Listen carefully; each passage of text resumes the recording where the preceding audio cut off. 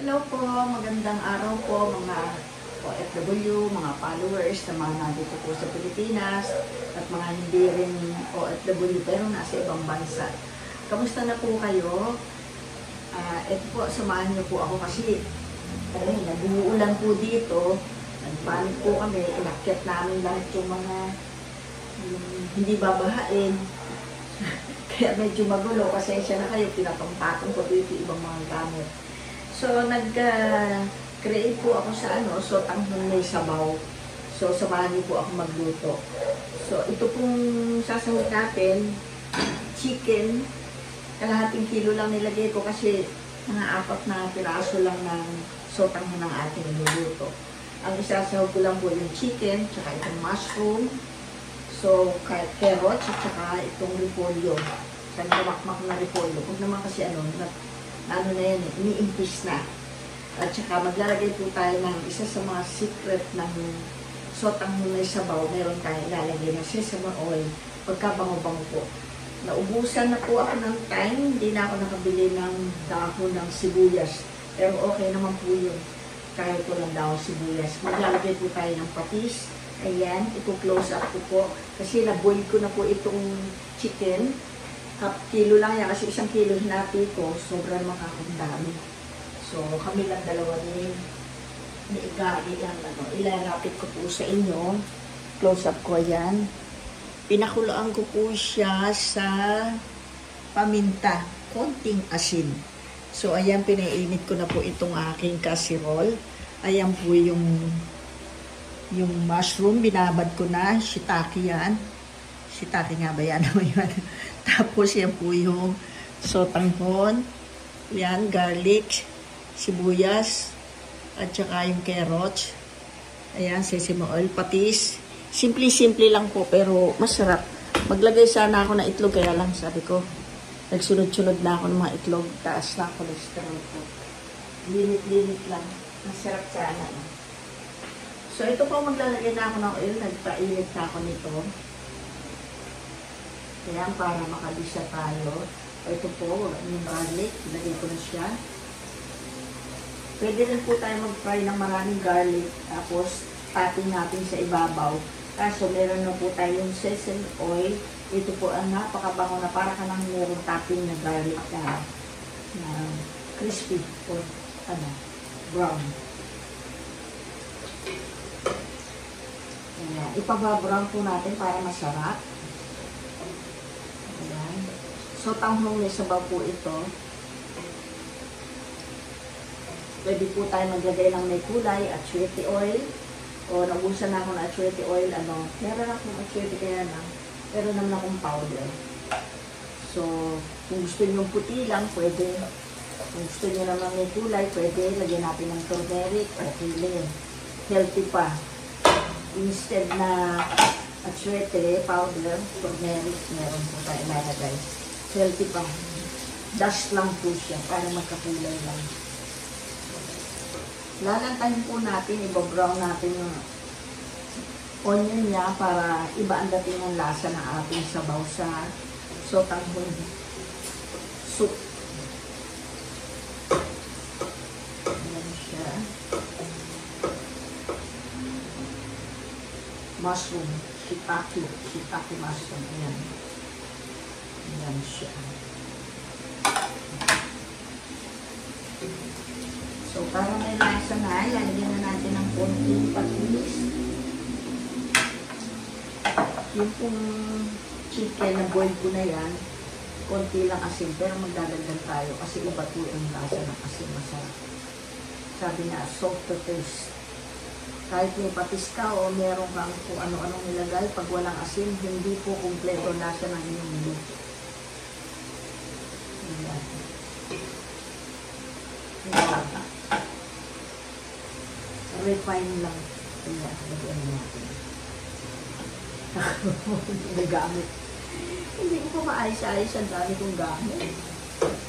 Mag-garage sale na uli ako eh.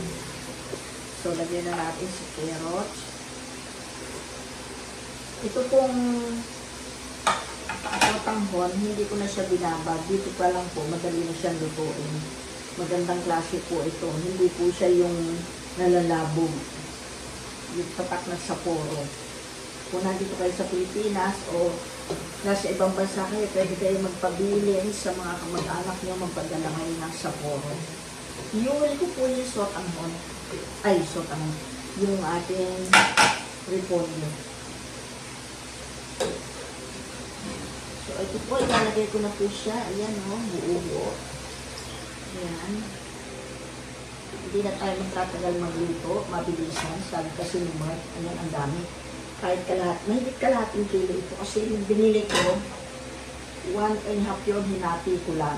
So, almost 3/4 ito. Yung kalahati, binali ko sa rep. Kasi sabi ko, pag natitira, dati nagpapamigay ako kaso. Yung mga karne, binibigay ko sa aso. Pagka mga gulay, seafood yung papamigay ko. Eh ngayon, naisip ko, baka yung mga alaga ko ng mga chicken. So, yun na lang. Sa kanila lang. Cover po natin para kumulo. Magdadagdag ako ng paminta-mami. Dinigdagan ko na po ng 2 basong tubig na mainit. Galing po dito sa aking aqua. Ayan. Kumukulo na siya. Tikman natin yung alat niya. Para mailagay na natin itong sotanghon.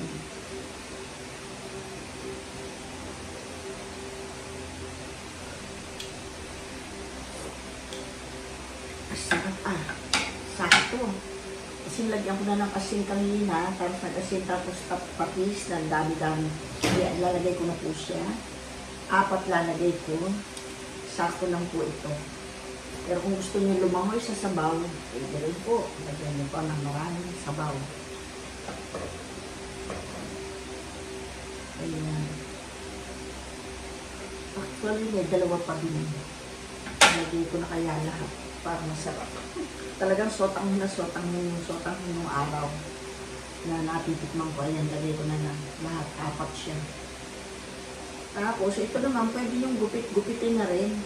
Pero ako, ayan. Ayan. Hindi ko na siya ginugupit.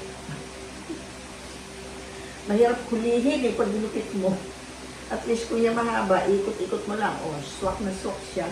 Gamitan mo ng tinidor o chopstick. Ayos. Ayan na po siya. Ayan. Masarap ah. Teka, pakita ko sa inyo. So, pag malambot na po yan, lalagay ko na ito. Ito. Lagay na tayo ito mamaya. Ay, nagdagdag pala ako ng paminta. Bagay marami kong pamintang nilagay nung pinalalambutan ko yung chicken. Pero iba pa rin yung mag-add ka ng fresh pa ulit. Dahil ang bango-bango na. Pero ako po siya ng buns. Buns na parang ako na rin.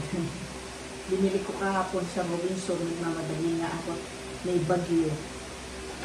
Bigay ko ng mga friend. Pwede mo akong gumawa. Tinatamad lang. Trabaho pa.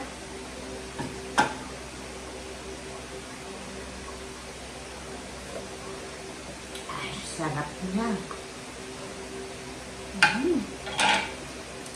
Sarap. Yan, malambot na siya. Pakita ko sa inyo. Ayan o. Turutin ko kaya. Uy, okay na siya. Uy.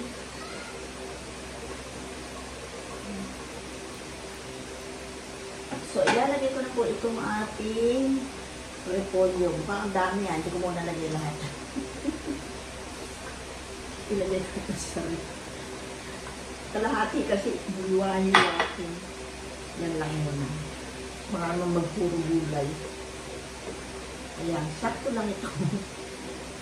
Dagdagan ko pa siya ng sabaw na tuyo. Hindi na lang po ako naglagay ng kulay kasi yung mushroom kumulay na. Bala ko maglagay ng turmeric kaya lang makakibalasan. Hindi pa sure. Masarap niya eh. Baka mamaya maging lasang curry. Okay na sa akin yung lasa. Ayaw ko na muna. Saka na lang ma-try. Ayan. Ulala. Naglaga rin na rin paro ang 2 itlog at pinalalamig ko at babalatan ko. Nalagyan na po natin ito na umaaligasaw na napakabango. baka nabigla. Kaya mga isang kutsara lang, okay na.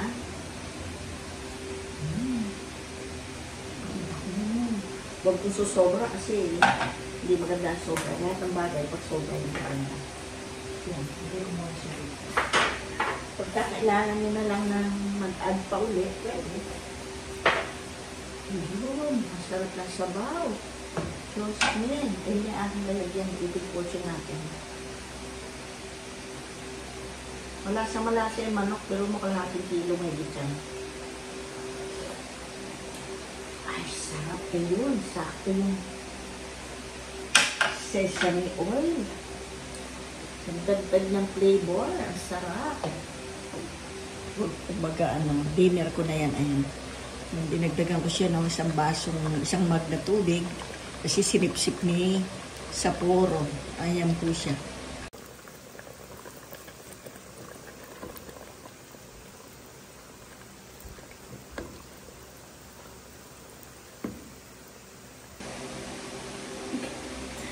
Ready ko na yung aking, pinugasan ko na yung aking egg. Ayan. Gamitin ko na yung tinidor ko. Nahanap ko yung mga pansandok sa noodles ko ganito. Hindi ko pa naayos.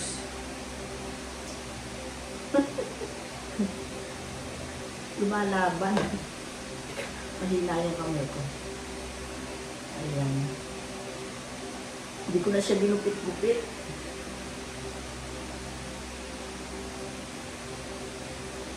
Ay, walang natira. Nalaglag din. Kasi ayoko siyang lumabi-labi din. Ayun. Lumabi na nga. Ako na nagtutulo lawi.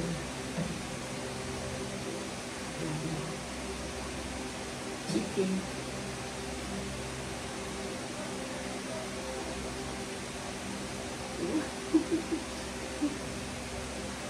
Tinawad na akong pahabol ng dito. Dahon ng sibuyas. Kulang na lang yun. Ito na po yung finished product natin na ating sotanghon ni sabaw. Ayan, nag-add na rin ako ng egg. Ayan na po siya. Ayan, sandamakmak dami. Akit ang kumami at ang aking anak sa taas. Ayan, so eating portion na po tayo. Ito, kain na po tayo. Kung nasubo po para sa inyo, pasensya na po kayo. Dalang-dalang po mag-vlog. Kasi nga, sobrang dami kong ginagawa sa bahay. Tamo, ang ingay pa ni Mika. Mika, kamaingay. Kung nasubo po para sa inyo, mushroom. One of my favorite niya. Sahog sa sotanghon.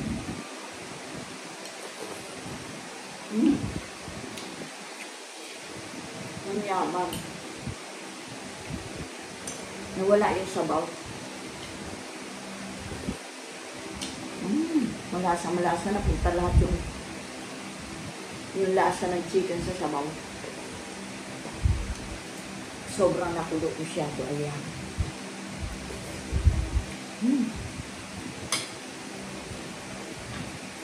Sarap. Yan yung sinasabi ko. Hindi siya nakikot. Dali mamaya sibigay ko sa chicken. Pamangking ade, magaling ka magluto nito yan.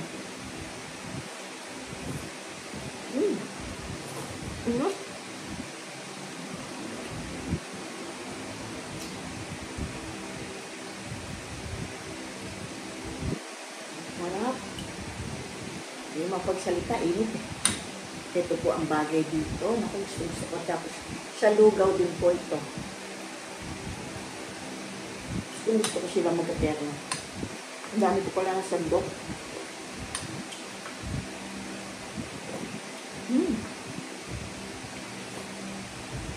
Yummy. Bagay na bagay. Gabi, nakailang ba ako nito? 4. Hindi lang na 4, 6. Itakaw na.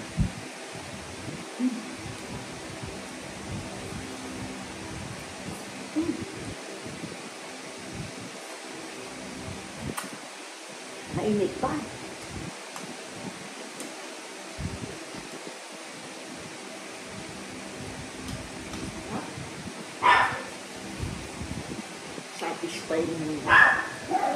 tibak sa sabaw.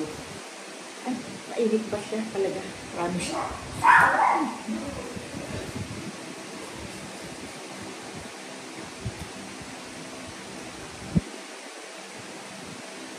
Kita nyo, hindi siya yung napuputol-putol. Magandang klase yan. Pabili po kayo yung mga nasa Pilipinas, sa Puro po. O kaya yung mga nasa ibang bansa, pagka yung kayo uuwi o may pabili kayo.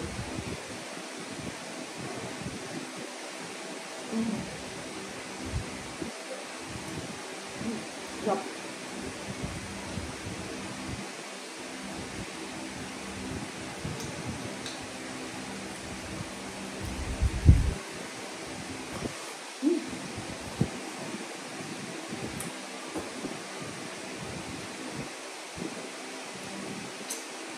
Unit.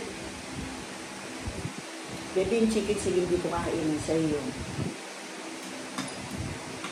Malasa na itong sopak mo na. Mainit kasi nasa ilalim, kahangin, kukulo.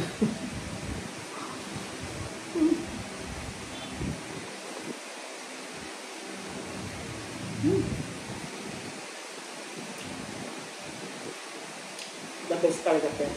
Para sa akin na, puto-puti rin po maganda dito. Puto bigas. Sa lugaw at saka dito sa sotang sa bagay na bagay. Mga ganyan. Mushroom.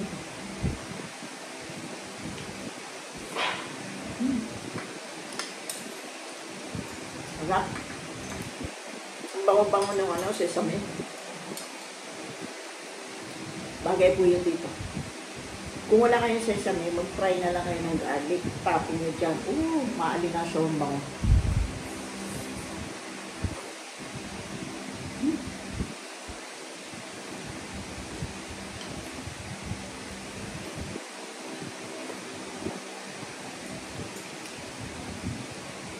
Nanginginig na yan.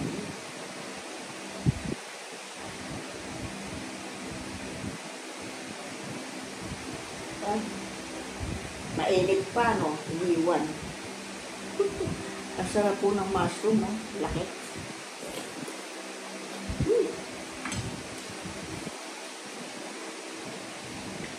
Mainit pa.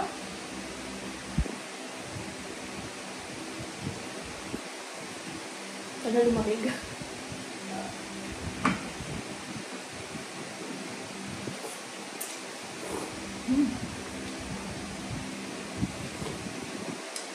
Yummy.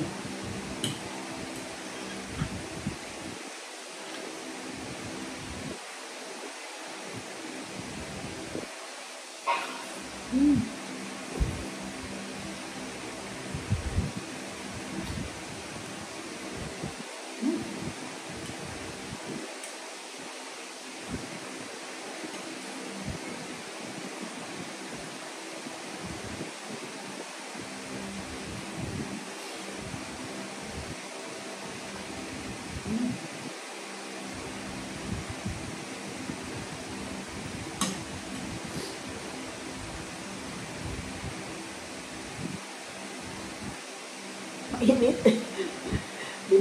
Binalik eh.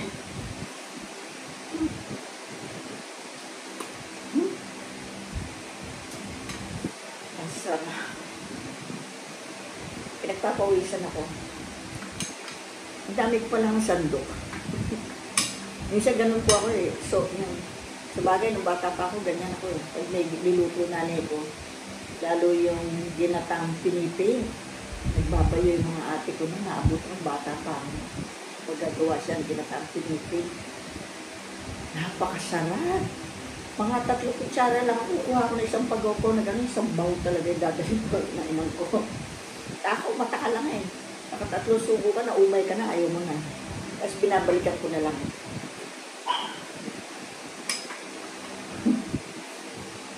Sarap nga, namiss ko yun, naggagata ng pinipig. Pagkabayo ng pinipig. Piganan yung nanay ko, may nilagang ubi.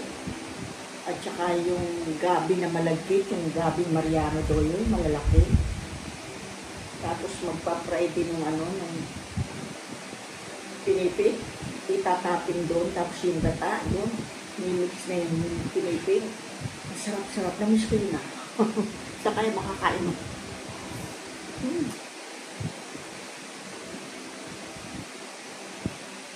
Gabi kung gawin nila yun eh. Kasi ate ko, 2 dalaga na magaganda. Dadayuhin ng mga manliligaw, bayuhan sila ng bayuhan na ganyan. Naabutan ko pa yun. Biglang nawala. Gasera lang mga ilaw nun, asaya-saya. Tapos pagka yung marami kasi gagawin yung nanay ko natira sa umaga, haluin niya yun, no? Ay, ang sarap. Yung lumapot na siya, hindi na buo-buo yung pinipig niya. Ang sarap din, ang sarap. Na yun ang namilis ko. Nasa na kaya yung gano'n. Alam kong gumawa, kaya lang, naasan ang pinipig niya yun.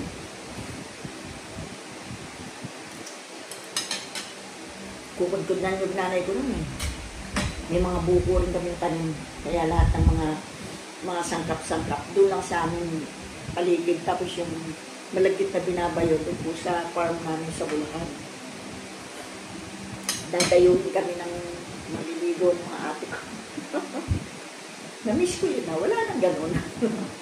Sabi ko, pag dalaga na ako, ganito rin. Aba, hindi ko na naalala, nagdalaga na ako. Wala na sa isip ko yung mga moment sa probinsya kasi sa Manila na ako. Pag naalala ko, sabi ko, ang sarap ko na. Mga ate ko noon, enjoy na enjoy sila. Kami laro-laro. Mga, ako noon, 5 taon, 6 na taon. Tapos noon, bigla nang nawala. 4 na taon, tanda ko pa yun. Kasagsagan yung dami-daming ganong nagkakasabay pa yung mga kapitbahay, nagsisipag piniping, dadayuhin ng mga manliligaw.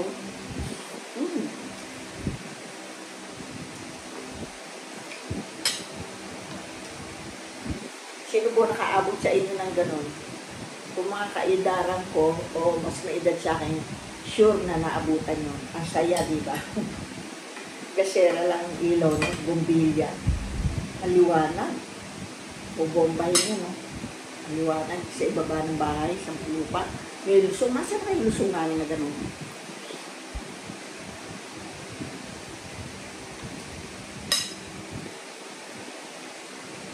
Unti-unti nang nawala yung mga gano'n. Simpleng buhay, pero ang saya. Wala masyadong crime. Mga magnanakaw, wala.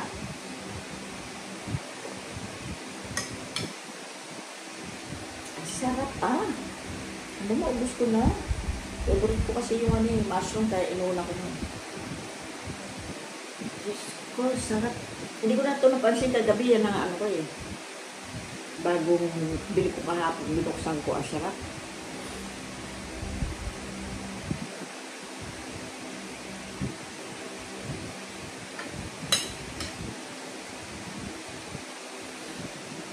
Siya pa. Kaya ako nabusog eh, isa pa nito. Sarap. Hindi ko na napansin yung egg. Nagsunod-sunod rin, palamuti lang. Mamaya. Pag nag-midnight snack ako.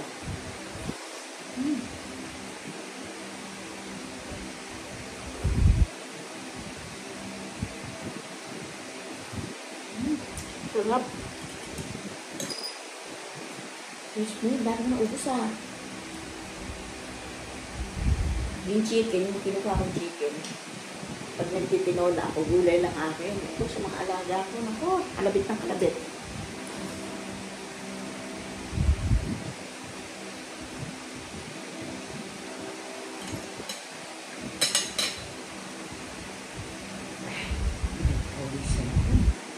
Grabe.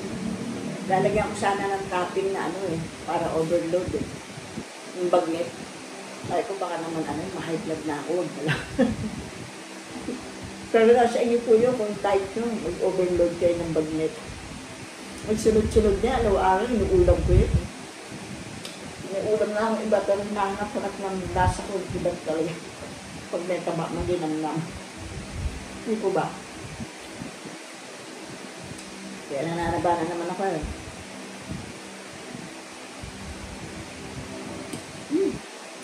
Sarap.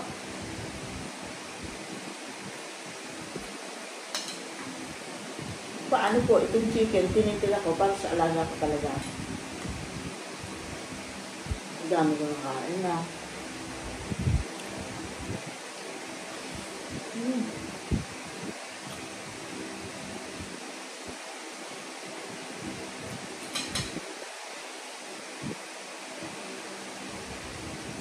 Kagandahan lang ng ganito sotang mo. Pag inunguya mo, tiluludod mo.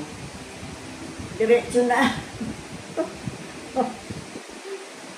Gusto mo man mag-stay pa ng matagal sa bibig mo, malasal-lasal mo, wala na, nauulan na sila doon sa loob. Pawis ko, grabe. O paano po? Naubos na. Sa alaga ko na lang yung chicken. Sana po magustuhan niyo ito. Yung nagpapa-shoutout, pasensya na. Nakalimutan ko na naman. Dami ko kasi ginagawa eh. Amo, isang araw masurpresa kayo. See you po. Enjoy na lang po kayo watching. Gayahin niyo po at napakasarap po talaga. Bye-bye.